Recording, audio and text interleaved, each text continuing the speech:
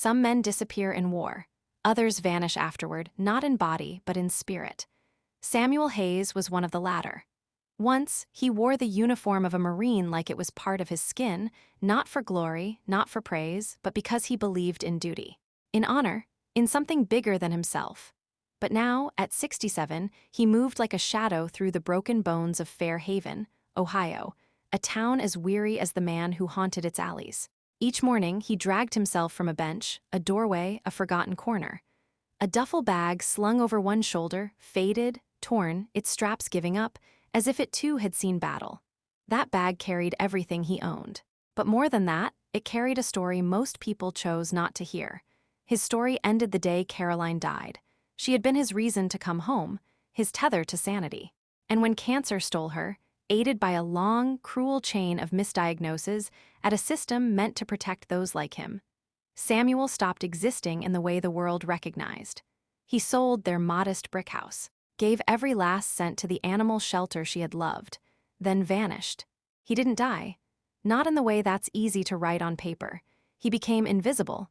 You might have seen him, hunched near the church steps, waiting for a sliver of warmth or a cup of coffee from a kind hand.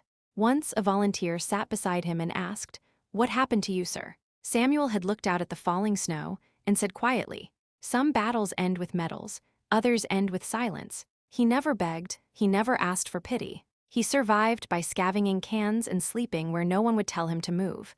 At Marcy's diner, the waitresses would sometimes slip him an old sandwich, a cup of lukewarm coffee. No questions, no looks, just quiet dignity, the kind that means everything to a man with nothing left. But most others crossed the street when they saw him, as if poverty were contagious, as if sorrow could stain. That December was brutal. The wind in Fair Haven had teeth. It bit through coats and clawed under skin. Samuel's own jacket, once Marine issue, now hung off him like paper. His boots, cracked and leaking, squelched with snowmelt. His hands shook from hunger. 3 days, 3 full days without a real meal. That's how long it had been before he gave in. That afternoon, dizzy and stumbling, Samuel pushed open the door of Paxton's grocery. The bell overhead jingled weakly, echoing across the aisles. The store smelled of bleach, bruised fruit, and dust, but to Samuel, it smelled like salvation. He hovered near a bin labeled 50% off, a pile of apples past their prime and bread that felt like stone. His stomach twisted. The kind of hunger that isn't just physical, it's survival screaming inside you. No one was looking. The stock boy was shelving cans in another aisle. Mr. Paxton, the owner, was helping a customer at checkout. Samuel hesitated. His fingers trembled violently. He reached into the crate and slid a bruised apple into his coat. Then a roll. It wasn't theft, he told himself. It was survival. He tried to walk out, head down, hands shaking. "Just keep walking." "Hey, what do you think you're doing?" The word snapped through the air like a whip. Samuel froze. Paxton was marching toward him, face flushed with rage, stabbing numbers into his phone. "Police, right now. We don't tolerate thieves." Samuel didn't resist. He just stood there, hollow. He had stolen 2 things worth less than $1, but what they took from him in return would be far more. Within minutes, the flashing lights lit up the store. 2 officers entered, one loud, one quiet. Derek Collins barked into his radio. Maria Lopez, eyes sharp, paused as she noticed the glint of metal beneath Samuel's coat. "Dog tags," she leaned in, her voice low. "You served." Samuel nodded faintly. Long ago, when that meant something. But rules were rules. And so, in front of shoppers who turned away and others who pretended not to notice, Samuel Hayes, once a decorated Marine, was handcuffed. Not violently, not cruelly, but indifferently, which in many ways was worse. Outside, no one asked what brought him there. No one cared to know who he used to be. That night, in a holding cell that stank of bleach and rust, Samuel drew out the only thing he had left, a worn photograph, edges curled, colors faded. Caroline smiled up at him. Young, eternal, beautiful. He whispered into the dark, "I'm trying, love, I'm still trying." Outside the cell window, the wind howled. And somewhere, quietly, fate began to turn its head. The morning after his arrest, Fair Haven's courthouse flickered to life like a tired machine.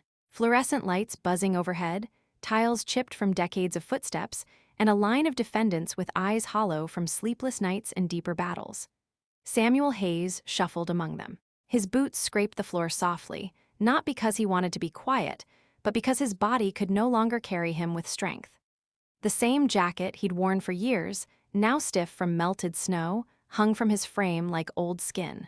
His wrists ached faintly from the cuffs, not because they were too tight, but because his bones had grown brittle from age, from weather, from time. No one sat waiting for him in the pews. No one leaned forward in support. No family. No friends, no flags, just silence. Samuel was seated at the defendant's table. His old duffel bag, torn and half-collapsed, rested at his feet like a soldier standing guard. It had been with him longer than most people had. Across the room, the young court clerk recited names like she was reading inventory. Case 19842, the state versus Samuel Hayes. Samuel stood slowly, his knees protested, his spine wavered. A few heads turned in mild curiosity, but then quickly looked away, some with pity, others with the kind of polite revulsion people reserved for the homeless. The prosecutor, Alan Pierce, was sharp in a crisp suit, his tie perfect, hair combed like a fresh resume. He looked like he hadn't faced a real challenge yet in his career, and Samuel was just another folder in the pile to process. "Your Honor," Pierce began briskly, "the defendant was apprehended stealing food from Paxton's grocery. Security footage confirms the act. He has no address, no job, and a record of minor infractions. The state recommends he be held until trial to avoid further incidents." Routine, cold, precise. On the bench sat Judge Thomas Whitaker, silver-haired, glasses perched low on his nose, moving through cases like a machine. He barely glanced at Samuel as he turned over the file, flipping page after page with weary indifference, until something slid loose from between the papers. A soft metallic clink echoed through the courtroom. It was small, faint, but Whitaker paused. There on the bench, a scratched, worn dog tag glinted under the fluorescent lights. It had been tucked inside the file, attached to a thin chain. Whitaker picked it up, his eyes narrowed. Hayes, Samuel J. Uzmk. Blood type O+. He looked again, this time truly looked, not at a homeless man, not at a criminal, but at a name. And something in that name cracked open a door long closed. Fallujah, 2004. The second battle, gunfire, screams, smoke thick with diesel and blood, the moment his Humvee exploded into fire. The man who pulled him out while bullets tore through the air hadn't spoken, hadn't hesitated, he had just acted. Whitaker's chest tightened, his hands trembled ever so slightly. He cleared his throat. "Court will take a 5-minute recess." The clerk blinked, "Sir." "Now." The gavel fell sharp, loud, final. Pierce looked confused, trying to object, but Whitaker ignored him. "Counsel approach." Then he rose and disappeared into his chambers, the door shutting behind him like a vault sealing away a secret. Samuel remained standing. Dazed, he wasn't sure what had just happened. For the first time in years, something in the system paused for him. No one had ever stopped for him, not since Caroline, not since the wars, not since the country forgot his name. He sat slowly, afraid to hope. Behind the thick doors of his chamber, Judge Whitaker stared at the dog tag in his palm. The name, the steel, the years he had buried under rulings and routine, Samuel Hayes. He closed his eyes and the war came rushing back. The fire, the chaos, and a man who had lifted him, bleeding, unconscious, out of certain death. He sat down, hard, his body shaking under the weight of memory. He flipped open the file again. Read what had become of that hero, discharged honorably. 3 combat tour, Bronze Star recipient, VA benefits terminated, no known address, case closed, as if a life could be erased because it had no mailing label. Whitaker pressed his hand to his forehead. "God forgive us," he whispered, and in that moment he saw what the court never did. That the crime committed was Samuel's, it was theirs. The courtroom was unusually quiet. People whispered, shifted, wondered. Why had the judge stopped the proceedings? Why did he vanish mid-motion, leaving behind a gavel echoing like thunder? No one knew. But Samuel, still seated at the defendant's table, felt something shift in the air. Not a breeze. Not warmth, something deeper. He didn't dare speak, didn't dare dream. He had been invisible for so long, he almost believed he was meant to remain that way. Minutes passed like hours. Then the heavy doors at the front of the courtroom creaked open. Judge Whitaker returned. But he was not the same man who had left. Gone was the mechanical judge who flipped through lives like they were files. In his place stood someone slower, more deliberate. His expression was hard to describe, not angry, not emotional, but anchored. Like someone who had remembered something too important to forget again. He sat, adjusted his glasses, then looked directly at Samuel, no longer avoiding eye contact. "Mr. Hayes," he said, his voice low, firm, steady, "before this court proceeds any further, I am ordering an immediate and full review of your military service records and VA benefits status." The courtroom buzzed. Small gasps rose from the gallery. The young prosecutor, Alan Pierce, opened his mouth to protest, but the judge held up a hand, fingers still trembling slightly, and silence returned. "Furthermore," Whitaker continued, "this court formally requests that the Veterans Legal Defense Network provide Mr. Hayes with pro bono legal representation, effective immediately." Samuel didn't understand, not fully. His mind, used to doors slamming shut, couldn't grasp one finally opening. Judge Whitaker leaned forward, his voice softer now. "You are not invisible here, Staff Sergeant." The title hit the air like a hymn, and for a moment Samuel bowed his head, not out of shame, but to hide the sudden sting of tears. Outside, snow had begun to fall again, slow, silent, and pure. But inside this room, something colder had just cracked. For the first time in years, Samuel felt the faint whisper of something he had abandoned: recognition, humanity, and maybe hope. That night, back in the quiet of his jail cell, Samuel sat with his back pressed against the wall. The air smelled of rust and damp cement. He hadn't eaten the tray they gave him: watery stew and a hardened roll. Hunger had been replaced by something far stranger: numbness. He pulled from his shirt the photograph of Caroline. Even faded and worn, her smile was still radiant, still alive. He held it close as if it could protect him, as if it could still speak. And in his mind, he heard her voice, soft, patient, strong. "If you're lost, Samuel, it's not forever. I'll wait for you." He whispered into the silence, "I'm holding on, love. I'm still holding on." In the cell next to him, a young inmate, loud and bitter, scoffed as he walked past. "Old guy like you, still clinging to war stories. PTSD, right? Sure, made it all up, didn't you?" Samuel didn't respond. He had fought battles that boy couldn't imagine. Battles that didn't leave medals, only silence. When the kid shoved him hard in passing, Samuel staggered, caught the edge of the metal bunk, and righted himself. Still, he said nothing. No retaliation. Just calm, the kind of calm that only comes from surviving far worse. He returned to the bunk, held the photo again, and whispered one more time, "Just holding on." While the jail slept in concrete silence, across town, the courthouse was still lit. In his chambers, Judge Thomas Whitaker sat hunched over a pile of papers that had suddenly become more than documents. They were pages of a life, a soldier's life, one that had slipped, been shoved through the cracks. A pot of stale coffee sat untouched on his desk, growing cold like everything else in the room. He wasn't interested in caffeine, he was chasing truth. He had pulled Samuel Hayes' full military file. It was thick, worn, annotated in places with typewritten comments, black ink stamps, and dates that told their own story. Page after page, Whitaker read. Bronze Star for Valor, 2003.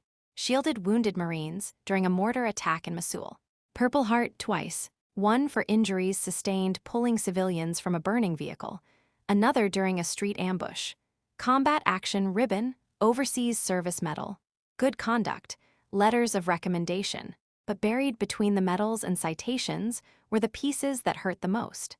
Notes from field officers describing not just a brave Marine, but a man who mentored, who read to younger soldiers, who shared his rations with strangers, who carried children from collapsed buildings in Fallujah. This wasn't just a soldier. This was a guardian in war. And then came the timeline that brought Whitaker to his knees, discharged honorably in 2005, returned home, VA enrollment started. Then the notes turned colder. Missed appointment, mail returned no address, contact attempt failed, termination of benefits due to inability to verify residence, case closed, not for misconduct, not for fraud, but because Samuel Hayes, a man who had risked everything, didn't have a mailbox. Whitaker dropped the file, leaned back, covered his face with both hands. How many more like him? How many heroes had been filed away under silence? He whispered to the empty room. "We didn't forget him, we erased him.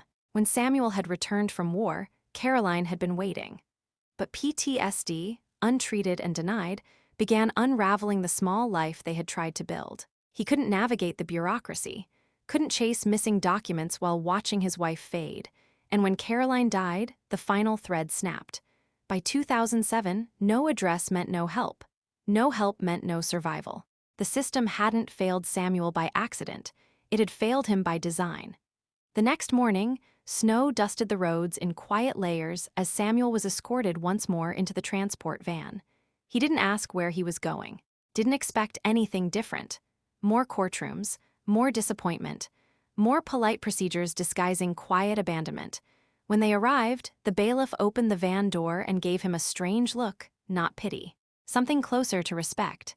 As they walked toward courtroom 3, the bailiff whispered, "Straight inside, Sergeant." The word hit Samuel like thunder. Not Mr. Hayes, Sergeant. He stopped walking, just for a second. It was the first time someone had called him that in nearly 20 years. He stepped into the courtroom and froze. The benches weren't empty today. Standing at the back were 3 Marine officers in full dress blues, polished shoes, medals shining, uniforms crisp like ceremony. They didn't move, didn't speak, just stood, silent, watchful. Behind them, the gallery was full. Some wore veteran caps. Others held folded American flags to their hearts, a sea of strangers who had come not to accuse, but to witness. And at the defense table sat a sharply dressed woman, her hair tied back, a leather briefcase beside her. She stood. "Staff Sergeant Hayes," she said calmly. "My name is Rebecca Monroe. I'm with the Veterans Legal Defense Network. I'm here to represent you." Samuel blinked. I don't have money for a lawyer." She gave a soft, fierce smile. "You don't need money, you have the truth." From the bench, Judge Whittaker adjusted his glasses. His face was firm, his voice unwavering. "This court has been made aware of extraordinary circumstances," he said, "and today we will hear testimony that demands our attention." For a moment the room stood still. No one moved. No one shuffled papers or coughed politely. It was as if the walls themselves were holding their breath. At the front of the courtroom, Judge Whittaker gave a small nod. "Colonel Dunham, you may proceed." The man who rose was tall, composed, and dressed in immaculate military blues. The ribbons on his chest shimmered faintly beneath the overhead lights. His eyes, steady and unwavering, met Samuel's for a moment before turning to the judge. "Your Honor," he began, his voice calm but clear, "I served alongside Staff Sergeant Hayes in multiple combat zones. I witnessed, firsthand, acts of bravery, leadership, and humanity that went far beyond duty." As he spoke, the courtroom felt less like a place of judgment and more like a memorial, a sacred space where truth finally found voice. Dunham listed mission after mission. Hayes shielded wounded Marines during mortar fire, pulled civilians from burning trucks, shared his rations, taught literacy to younger recruits between patrols. He was the backbone of every platoon he touched. He paused, his voice tightened. He didn't just fight wars, he saved lives. He held broken men together when the world fell apart. Then came the heart of it. When Sergeant Hayes returned home, he was failed by the very system he served. His VA benefits were terminated, not for any fault of his own, but because he no longer had an address, a technicality, and in that silence he lost everything: housing, health care, mental support. The injustice done to this man is not a clerical error. It is a moral failure, one we all must answer for. The words rang through the room like a bell tolling at a funeral. The prosecutor, once composed and certain, now looked as if he wanted to disappear behind his papers. He didn't even try to object. Judge Whittaker sat forward, his voice steadier than before, but a slight tremor gave him away. "This court recognizes Staff Sergeant Samuel Hayes not as a vagrant, nor a thief, but as a decorated veteran who was cast aside by a system meant to serve him." He turned to the prosecutor. "Do you have anything further?" The young man swallowed hard, shook his head. "The state moves to dismiss all charges, Your Honor, with prejudice." The gavel fell once, twice. The sound was final, not a judgment but a release. "Dismissed." Samuel didn't move. He couldn't, not because he didn't hear it, but because the weight of it was too much. His arms hung heavy. His chest felt full of everything he had carried alone for years. Then he noticed it. The gallery. They were rising, not clapping, not cheering, rising hand over heart, heads bowed, like soldiers honoring a fallen comrade. And the three Marines at the back, they raised their hands in salute. Not pity, respect. Samuel Hayes, forgotten, dismissed, cast out, stood, not hunched, not trembling, tall. He lifted his hand, slowly, deliberately, and returned the salute. The silence in the courtroom deepened, not with absence, but with meaning. He was not alone anymore, not invisible, not abandoned. The bailiff approached, eyes softened, posture straight. "Sergeant Hayes," he said gently, "you're free to go, sir." The last word, sir, caught in Samuel's throat. It had been decades since anyone said it to him with sincerity. As he stepped down from the stand, the crowd parted, not like they were avoiding him, but like they were making room. Making room for a man who had carried a nation's promise and been forgotten by it. Near the exit, a ripple of movement, a commotion, then a voice. Soft, desperate, cracking, "Uncle Sam." Samuel turned. A young woman pushed through the crowd, tears in her eyes. Her hands shook as she reached for him. "It's me, Ellie, Caroline's niece." Samuel froze. The name Caroline struck like a thunderclap across memory. She threw her arms around him, sobbing. "I've been looking for you since Aunt Caroline passed. You just vanished." Samuel, trembling now for a different reason, pulled back to see her face, and there it was. Caroline's fire in those eyes. That same stubborn brightness. "I thought there was nothing left," he whispered. Ellie shook her head. "You're not alone anymore, not ever again." The cameras flashed. The journalists took notes, but no one interrupted, because even they understood. This was sacred ground. The next day, the town of Fairhaven was quieter than usual, but not out of routine silence. Out of reverence. What had happened in Courtroom 3 wasn't just a legal event. It was a reckoning. The story of Staff Sergeant Samuel Hayes, a war hero turned invisible, then redeemed, had begun to spread like fire in dry brush. Not as scandal, not as sensationalism, but as a wake-up call. Headlines poured out across news sites. Judge stops courtroom after recognizing veteran who saved his life. Homeless Marine hero finally sees justice. Forgotten warrior's name echoes through America's heart. And beneath those stories were photos. Samuel, standing at attention, saluting in court. Ellie, hugging him with tear-streaked cheeks. The Marine officers, hands over hearts. But behind the headlines, something real began to shift. True to his word, Judge Whittaker acted swiftly. He personally oversaw the process to reinstate Samuel's full veterans' benefits. Retroactive to the date, they were wrongfully terminated nearly 2 decades earlier. He partnered directly with the Veterans Legal Defense Network, who worked tirelessly to untangle years of bureaucratic knots that had quietly crushed Samuel's life. The Department of Veterans Affairs, now under intense public scrutiny, did something they had rarely done before. They issued a formal apology, not buried in paperwork, not wrapped in legal language. A real apology, signed, sealed, delivered in person. Samuel received a check for $278,000 in back pay. But more importantly, he received something no money could buy. A place to live, access to health care, and connection to a community of fellow veterans who welcomed him without judgment. He moved into a small, newly furnished apartment in a quiet neighborhood not far from the local VA center. It wasn't grand, but it was his. A caseworker helped him transition. A doctor began treating his long-ignored PTSD. And every Thursday, he joined a group of vets who played cards, drank strong coffee, and called each other by the ranks they'd earned. 1 month later, Fairhaven did something it had never done before. They held a public ceremony at City Hall, not just for Samuel, but for what he represented. They called it a celebration of honor, but the people knew it was something more. The town was decorated with banners. Children waved miniature flags, veterans dusted off their uniforms, local businesses donated food. And in the square, musicians played beneath a blue winter sky that felt almost spring-like. Samuel sat backstage in a freshly pressed coat. Not a uniform, he no longer needed one to prove who he was. But pinned to his lapel were his medals, cleaned and gleaming once more. When he stepped onto the platform, the crowd rose to their feet, not in a burst of applause, but in a rolling wave of recognition. It was the sound of a town making amends, of people remembering what it means to remember. Judge Whittaker stepped forward and handed him a plaque. The inscription was simple, but it burned into the soul.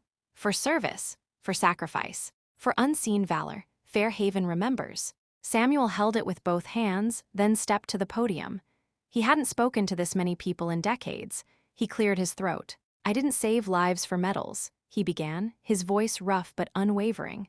"I didn't fight for thanks. I fought because a man doesn't leave others behind." He paused, letting the words breathe. "And when you come home," he continued, eyes scanning the crowd, "you hope maybe, just maybe, someone will come back for you too." A hush fell, and then a whisper, "And you did." It was like the town exhaled all at once, 1,000 hearts breaking and mending in the same breath. That night, as twilight painted the sky in lavender and gold, Samuel sat quietly in the park. The same park where, once, he had eaten scraps beneath a crooked tree. Now he sat on a bench beside Ellie, who rested her head lightly on his shoulder. At his feet, a service dog, Rocky, donated by a veterans foundation, snoozed peacefully. Children played nearby. Their laughter echoed in the air like bells. Samuel reached into his coat pocket and pulled out Caroline's photograph. He smiled. "Found my way back, love," he whispered, tracing her smile with his thumb. "Just like you said I would." Above him, the first evening star blinked to life. And for the first time in decades, Samuel Hayes felt not just safe, but seen. The world didn't change overnight. But for Samuel Hayes, it didn't need to. It had already changed enough. He now woke up in a bed that was his, not a bench, not a shelter floor. A bed with clean sheets, warm light, and a photo of Caroline beside the lamp.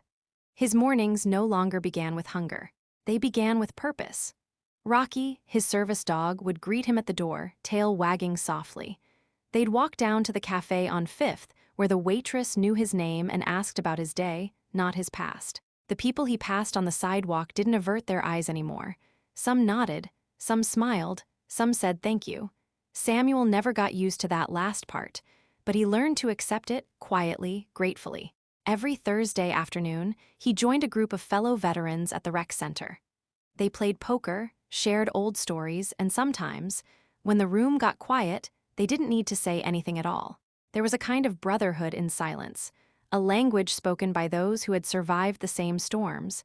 He had his benefits back, his health care, his community, but most of all, he had something that had once seemed impossible: peace. One evening, after a local news station aired a short segment on his story, letters began arriving. Dozens at first, then hundreds. They came from across the country, strangers who had read about him, heard about him, or saw themselves in him. A boy from Iowa wrote, "My dad served too. He disappeared after. I hope he finds a way back like you did." A woman from Virginia sent a drawing of Samuel with Rocky, captioned, "To the soldier who didn't give up." And from an old Marine in California, "You carried more than your pack, brother. You carried the weight of all of us who were left behind. Semper Fi." Samuel kept the letters in a shoebox. He didn't read them all at once. He read them slowly, one at a time, like taking sips of something warm after years in the cold. As winter softened into spring, a ceremony was held at the National Veterans Memorial. Not a parade, not a spectacle, just a gathering. Dozens of men and women, in uniforms old and new, stood together as Samuel was presented with a commemorative plaque by the Secretary of Veterans Affairs. The speech was short, but the words were carved in memory. Let this be a reminder that a veteran's worth is not measured by paperwork or pay grade, but by sacrifice, by silence endured, by the courage to keep walking when no one sees you. That night, Samuel sat on his small porch. Ellie was inside making tea. Rocky rested beside him, twitching in a dream. The town was quiet. Lights blinked in windows. The flag atop City Hall fluttered gently in the wind. He looked up. The sky was wide and clear, and overhead, stars shimmered in a hush that no longer felt lonely. He pulled out the photograph of Caroline, still folded, still creased, still holding her smile like a secret only he understood. "You waited for me," he whispered. "I found my way home." And in that moment, not loud, not triumphant, but calm, steady, and whole, Samuel Hayes was no longer forgot. He was known, he was honored, and he was finally home.